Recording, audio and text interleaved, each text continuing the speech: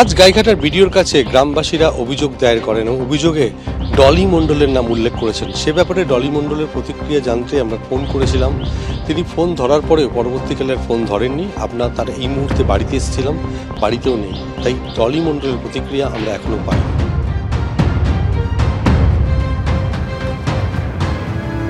উত্তর চব্বিশ পরগনার শুটিয়ায় 100 দিনের কাজে রাজ্যের টাকাও বিপুল নয় ছয়ের অভিযোগ। এবিপি আনন্দে খবর সম্প্রচারের পরেই শুরু হয় তদন্ত। গ্রেপ্তার করা হয়েছে দুজনকে। সই জালের ঘটনায় গ্রেপ্তার করা হয়েছে 2 সুপারভাইজারকে। শ্রমিকদের সই জাল করে রাজ্যের টাকা নয় ছয়ের অভিযোগ। কাজ না করেও অ্যাকাউন্টে টাকা পৌঁছে যায়, সেখান থেকেও কাটমানির অভিযোগ সামনে আসে।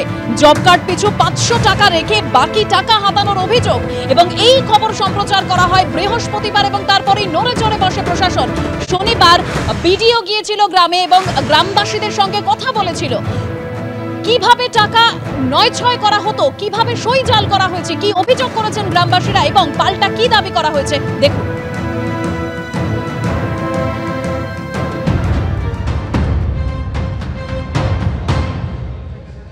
টাকা ঢুকলে টাকা তুলে দিবা, এটাই বলেছে। কাজ করেনি? হ্যাঁ, তো বলছে ওই কার্ড রিনিউ করার জন্য ওই 5000 করে। 5000, ওনারও 5000। হ্যাঁ। কত টাকা দিন? 9000 নিয়ে গেছে। ইনকোয়ারিতে এসেছিল? কি বললো? ওই জব কার্ডে কাজ করেছে কিনা সেটাই বললো। কি বললেন? আগে করা ছিল, এই মুহূর্তে করা ছিল না। টাকা কি ঢুকেছে? ঢুকেছে। কত? 5000। তারপর সেটা কোথায় এখন? দিয়ে দিয়েছে তুই। কাকে? ডলিকে। কবে এসে দিয়ে গেছে? তা 15 দিন হয়ে গেছে। বিডিওকে বলেছেন? হ্যাঁ বলে। কি বললেন? তুলেছে, টাকা ঢুকাইছে, তুলে দিয়েছে।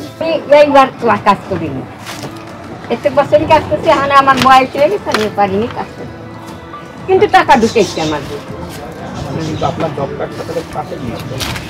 ওই ডলি নিয়েছে, ওই কাজ করায় ওই টাকা।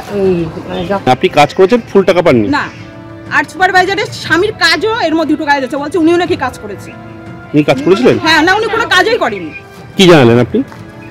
আমি জানালাম যে ডলি আমার কাছে বলিছে যে তোমার নামে কাজ করছি, তোমার বইতে টাকা ঢুকে দিই, আর সেই টাকাটা আমাকে তুলে দিতে, এই বলেছে।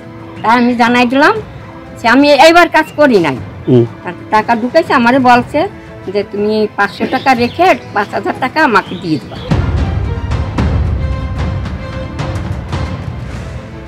ভোটের সময় বলতে পারে, তারা হয়তো অভিযোগ করে, করার নেই। আমার তাদের ডাকা হোক, তাদের ডাকতে গিয়েছিল, কিন্তু তারা তো আসেনি।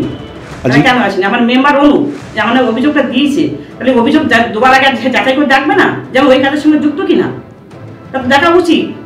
কেন আমার নামে অভিযোগ করা হলো? মিথ্যে অভিযোগ আমার সাথে থেকে সরাচ্ছে। আমার ঘরের বউ, আমরা গরিব মানুষ বলে আমি বাড়ি বেরোতে পারছি না। আমি টাকা চোর চোর সবাই চোর বললাম, তো চুরি করিনি, কেন বলছে চোর?